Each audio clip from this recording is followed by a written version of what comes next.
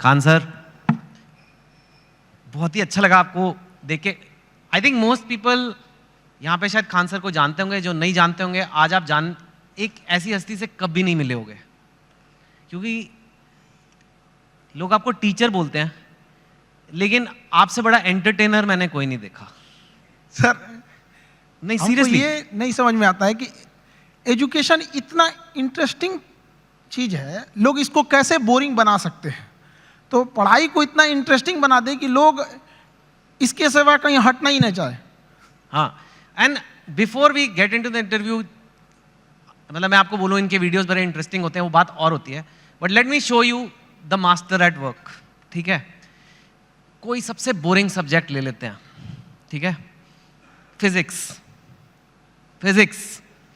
उसमें कोई टॉपिक मैं याद कर रहा हूं अपने आईआईटी के दिन, इलेक्ट्रिक करंट अगर किसी को समझाना है बच्चे को, बिहार में हो, वो कहीं पे भी हो सकता है, और जिसको ज़्यादा नॉलेज नहीं है, इलेक्ट्रिक करंट क्या होता है, कैसे होता है, वोल्टेज वगैरह 3-4 मिनट में अगर समझाना है, तो अगर मैं आपको बोलूँ इलेक्ट्रिक करंट का चैप्टर पढ़ना है, बोलोगे my God such a boring text book. अब हम खान सर को कहते हैं इलेक्ट्रिक करंट। सर देखिए, हम लोग को जो पढ़ाना होता है तो उसमें एक एक्सपेक्ट ये भी होता है कि लड़कों को एग्जाम में पास करके एग्जैक्ट नंबर भी देना है, तो हमें उस एग्जाम के पॉइंट ऑफ व्यू तक पहुंचने में एक अच्छा खासा टाइम लगता है।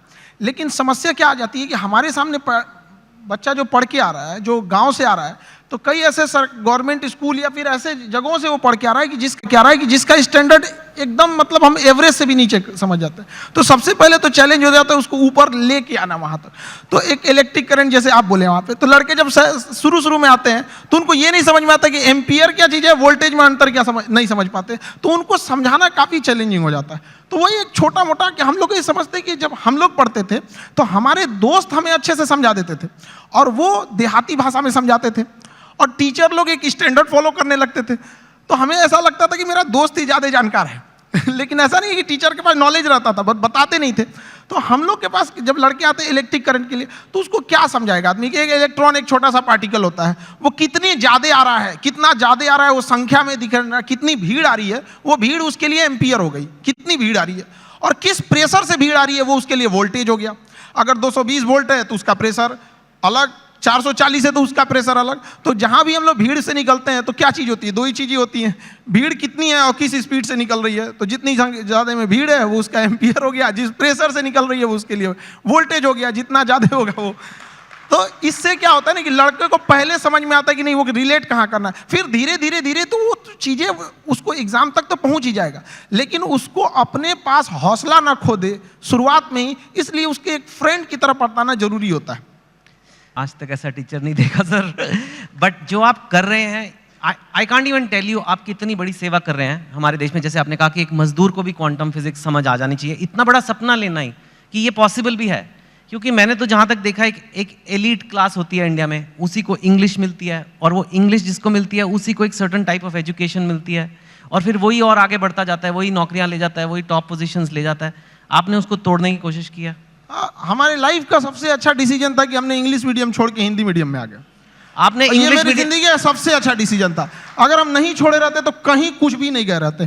क्या पढ़ रहे हैं हमें नहीं समझ में। हाँ जरूर है कि इंग्लिश मीडियम में या फिर जो आजकल के स्टैंडर्ड है उसमें हम जितने पैसे खर्च कर रहे हैं, जितना इंफ्रास्ट्रक्चर कर रहे हैं, तो अगर हम हजारों की भीड़ अगर किसी चीज में लगाएंगे तो एक दो तो सफल होके आएंगे ही आएंगे ना। लेकिन एक ये भी तो देखिए हमने कितने उसमें लगाए और कितना आउटकम आया यहाँ पर। तो हिंदी मीडियम के आप स्कूल में, हमारे यहाँ पे एक स्कूल में हम जब पढ़ रहे थे सरकारी स्कूल में, तो ऊपर से टूट के गिर गया था छत, थोड़ा सा तो फूट गया सर यहाँ पे मेरा। अब बताइए वहाँ के लड़का सबको तो पहले दिखना पड़ता है कि मेरा बिल्डिंग कैसा है।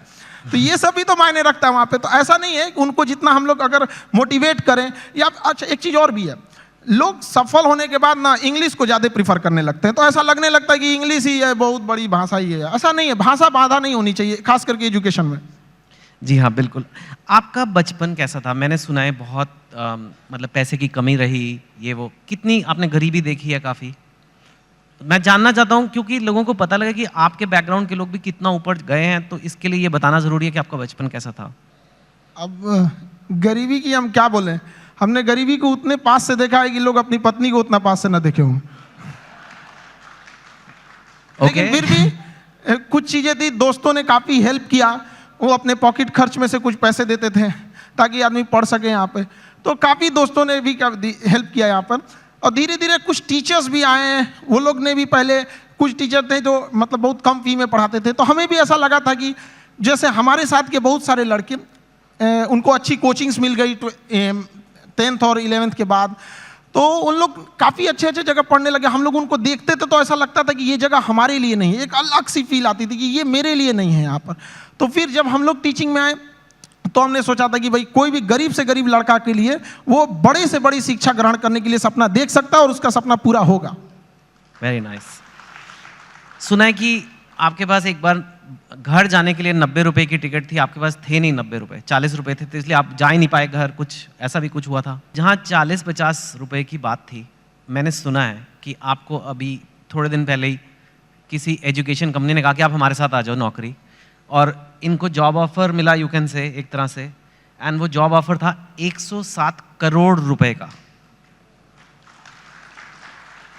तो यू नो व्हेन, एक वो दिन भी आपने देखे हैं जो 40-50 रुपए नहीं है, घर जाने के दुकान बंद करके, और 100, लेकिन स्वैग देखो, आप मना कर दिया। हमने मना कर दिया है, हमको 140 करोड़ नहीं चाहिए। हमें 140 करोड़ में आप पैसे ले सकते हैं, लेकिन जो स्टूडेंट का प्यार होता है वो कभी नहीं खरीद सकते हैं। जिस दिन मेरे इंस्टीट्यूट पे बम चला था, पुलिस बाद में आई थी, अगल बगल जितने लॉज थे, जब लड़कों को पता चला था तो पूरे लड़के छाप लिए थे सबको, और पूरे ऑर्गेनाइज अगल बगल की कोचिंगें डर के मारे बंद हो गई थी, और हमारी कोचिंग बम लगने के बाद भी नेक्स्ट बैच से एज इट इज चली थी, बाकी बच्चे नीचे खड़े थे। ये 107 करोड़ में कोई नहीं खरीद सकता है। और हम जिस जगह से आए हैं, बिहार से, यहाँ का अलग ही एक स्वैग है, वो तो मुझे पता है। हाँ, हम लोग उसका अलग स्वैग है। हमारे यहाँ किसी का दिल टूटता है तो वो मजनू नहीं बल्कि माझी बन के पहाड़ तोड़ देता है। अरे वाह। हमारे यहाँ हर जगह उगते सूरज की पूजा की जाती है, हमारे यहाँ डूबते सूरज को भी पूजा किया जाता है। हमारे यहाँ युद्ध से पहले बुद्ध पढ़ा दिया जाता है। तो हम उस जगह से आए हैं जहाँ पे अगर किसी को ऐसा लगेगा कि उसको दबा के उसको रास्ते से हटाया जा सकता है, तो नहीं हो सकता वो। अरे वाह। लेकिन यू नो अभी ये ऐसा फील्ड बन गया है, कोचिंग, एजुकेशन वगैरह, जहाँ लोग बहुत, आपकी बात अलग है, लेकिन लोग बहुत पैसे बना रहे हैं, लाइक ऐसे खबरों में तो आ रहा है बहुत करोड़ों में। हमने यूपीएससी जो चालू किया, पैसा आपको मोटिवेट नहीं करता? नहीं, पैसे हमारा एक अलग सपना है। अब किसी को बोलते हैं तो उसको अजीब सा लगता है। जैसे कोई घर है, अगर वो सड़क से ज्यादा नीचे धंस गया तो टेक्नोलॉजी आ गई है, जैक लगा के उसे उठा देते थे। तो हमें ऐसा लगता है ना कि हमारे इंडिया में भी ना एजुकेशन सिस्टम इतना महंगा हो गया है कि जिन लोगों के पास पैसे नहीं थे वो अपने आप को दबा हुआ महसूस करते हैं। तो हमने इंडिया के सबसे बेस्ट टीचरों के साथ अपने साथ जोड़े, और उन लोगों को भी धन्यवाद देते हैं जो जुड़े। और जो फीस यूपीएससी स्पेशली कहते हैं, जो सबसे इंडिया में टॉप एलीट जॉब वही है, उसकी जो फीस 2.5 लाख थी, सेम टीचर के साथ सेम पढ़ाई को हमने 7,500 रुपए में दे दिया। 2.5 लाख से 7,500 में। हाँ, इससे क्या होगा कि हर गरीब लड़का भी पढ़ सकता है। होता क्या था सर कि यूपीएससी निकालने के बाद जो डीएम की कुर्सी पे बैठते थे तो उनका मेंटल लेवल बहुत हाई रहता था, लेकिन जो पब्लिक रहती थी उनका मेंटल लेवल बहुत नीचे रहता था। तो अभी इतनी सस्ती फीस होने की वजह से हर कोई पढ़ेगा, और पढ़ने के बाद जब वो मेंटल लेवल बढ़ेगा तो कुर्सी पे बैठने वाले अधिकारी और सामने की पब्लिक, केवल अंतर रहेगा तो कुर्सी का, बाकी मेंटल लेवल समान रहेगा, कोई शोषण नहीं कर सकता वहां पे। That's true. आप कंपेटिटिव एग्जाम्स के लिए बच्चों को पढ़ाते हो, जो एक इंडिया में बहुत बड़ी नीड है, लेकिन कई बार कंपेटिटिव एग्जाम्स की वजह से बच्चे बहुत गलत कदम भी उठा लेते हैं। कोटा में आपने सुना होगा, यू नो, कई लोग अपनी जान पे, मैं बोलना नहीं चाहता, लेकिन आपको पता है क्या क्या कदम उठाते हैं। और इतना ज़्यादा, अगर कुछ बच्चे ऐसा कर रहे हैं तो कितने ज़्यादा बच्चों में स्ट्रेस होगा, प्रेशर होगा। आप भी वो देखते हैं बच्चों में, और जो पेरेंट्स ये देख रहे हैं टीवी पे या यहाँ पे, उनको क्या कहेंगे कि कैसे उस चीज़ को हैंडल करना है? क्योंकि इंडिया में कंपटीशन का लेवल कुछ ज़्यादा ही है। मैंने सुना है मतलब एक पोस्ट के लिए, एक जॉब के लिए मतलब कितने लोग हैं। सो कैसे एक आदमी अपना मेंटल हेल्थ या कहें उसे अच्छा रखे? देखिए, बच्चों में एक चीज़ हम ये कहेंगे कि अगल बगल के एक्सपेक्टेशंस को वो देख लेता है और घबरा जाता है। वो अपनी माँ की बातों को सुने। जब हम फेल होते थे ना, तो मेरी मम्मी हौसला बढ़ाती रहती थी, कहती थी दुनिया तुम बहुत आगे जाएगा। हम कहते थे टीचर लोग कहते हैं कि तुम धब्बा हो, तो उनका कहना था टीचर लोग क्या जानेंगे तुमको, हम तुमको ज़्यादा जानते हैं, पूरी दुनिया की तुलना में हम तुमको 9 महीना पहले से जानते हैं, तो हमसे बेहतर तुम्हें कोई नहीं जानेगा। यहाँ पे स्टूडेंट को भी कहते हैं एक बार अपनी माँ बाप को देखो, तुम हीरा हो, तुम्हें कोई नहीं बदल सकता है। अपने दुनिया के दबाव में नहीं आना चाहिए। जिस पे यह जग हंसा है उसने इतिहास रचा है। वहाँ पे क्या हो गया ना, इतने बर्डन डाल दिए गए हैं, उनको लगता है कि आईआईटी बहुत, या फिर आप एम्स हो गया, आईएम हो गया। ऐसा नहीं है, यहाँ अच्छे लड़के गए हैं जिन्होंने आईआईटी को अच्छा बनाया है। वरना आईआईटी बिना एग्जाम लिए और डायरेक्ट सिलेक्शन दे के दिखा दे, फिर देखे वो मेंटेन कर पाएगा? नहीं, वो एग्जाम लेके अच्छे लड़कों को ही सेलेक्ट करके लाती है यहाँ पे। तो लड़कों को भी मेहनत करते रहना चाहिए और कभी सुसाइड वगैरह पे नहीं सोचना चाहिए। हो सकता है कि जिनको लगता है कि मेरा एग्जाम नहीं हो पाया, आगे जाने के बाद उनकी कंपनी में एग्जाम पास करने वाला एम्प्लॉय बन जाए। आर्टिफिशियल इंटेलिजेंस की आजकल बड़ी खबरें आ रही हैं। एक ये चैट जीपीटी आ गया है, आपने देखा ही होगा। कई लोगों को खतरा हो रहा है कि अब तो इतने बढ़िया कंप्यूटर हो जाएंगे, इतने बढ़िया ये आर्टिफिशियल इंटेलिजेंस हो जाएगा कि वही आंसर लिख देगा, वही सब कुछ कर देगा, मतलब नौकरियां सारी जगह गायब हो जाएंगी। आप आर्टिफिशियल इंटेलिजेंस को कैसे देखते हैं और आपको लगता है कि ऐसा कुछ? आर्टिफिशियल इंटेलिजेंस ह्यूमन इंटरवेंशन को थोड़ा कम कर देता है, लेकिन ये मिथ है कि आने के बाद काम खत्म कर देगा। इंडिया में जब कंप्यूटर आ रहा था तो लोगों को यही लगा था कि पूरी लोगों का काम खत्म कर देगा। ये उसी का एडवांस वर्जन है। ऐसा नहीं है कि लोगों का काम खत्म, आप उस समय एक नए नीड्स होंगी, नई ज़रूरतें होंगी, उस पर इंसान शिफ्ट हो जाएगा, कभी ये खत्म नहीं होगा। आर्टिफिशियल इंटेलिजेंस का दुरुपयोग बहुत हो सकता है, इससे बचना चाहिए। गवर्नमेंट को आर्टिफिशियल इंटेलिजेंस से मिसयूज को रोकने के लिए एक हार्ड कदम उठाने चाहिए। भारत में आईटी रूल्स उतने मतलब स्ट्रिक्ट नहीं है। ज़्यादा वक्त बचा नहीं है, लेकिन आप काम ही करते रहते हो, सारा टाइम काम करते रहते हो।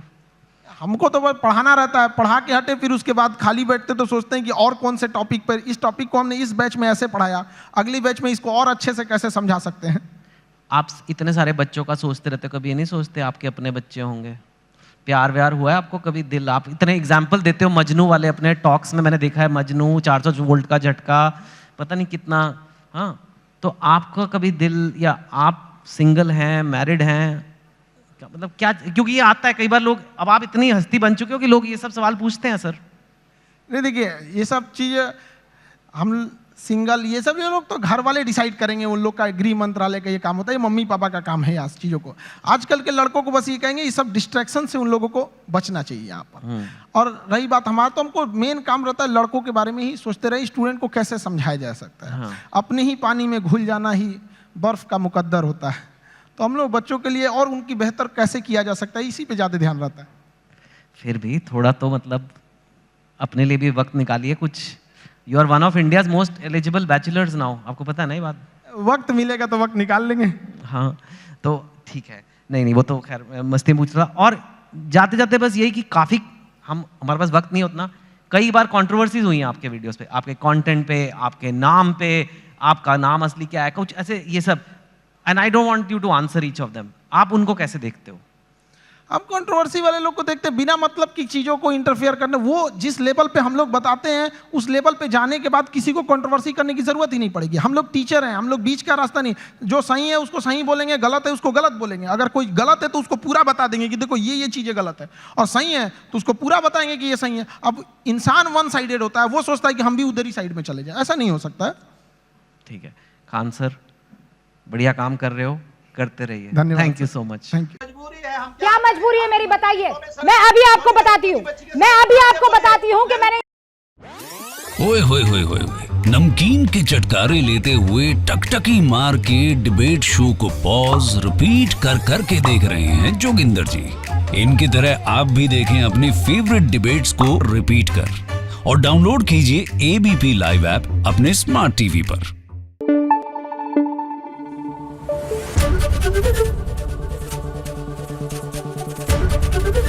एबीपी न्यूज आपको रखे आगे।